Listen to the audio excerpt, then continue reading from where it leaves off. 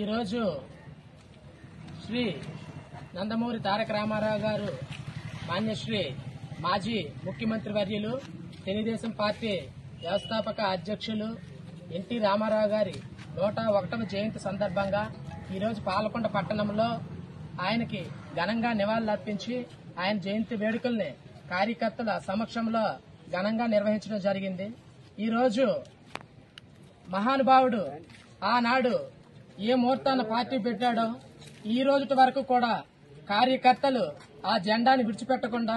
ఆ మహానుభావుడు ఆశయాల్ని ముందుకు తీసుకువెళ్తూ పార్టీని ఈ రోజు క్రమశిక్షణతో ముందుండి నడిపిస్తున్న కార్యకర్తలందరికీ ఈ జయంతి సందర్భంగా హృదయపూర్వక నమస్కారాలు తెలియజేసుకుంటూ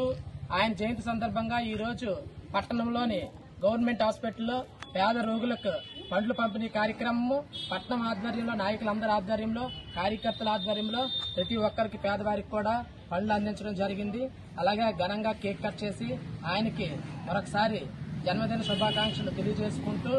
ఈ రోజు ఏదైతే మొన్న మే 13 ఎన్నికలు జరిగాయో ఈ ఎన్నికల్లో కూటమి విజయం సాధించి ఈ 101వ జయంతి సందర్భంగా ఆ మహానుభావుడు ఆత్మకు శాంతి కలిగేలాగా ఈ విజయాన్ని కూడా కార్యకర్తల సమిష్టి కృషితో అందిస్తామని కూడా మనస్ఫూర్తిగా ఈ మీడియా ముఖంగా ప్రజలందరికీ తెలియజేస్తున్నాం.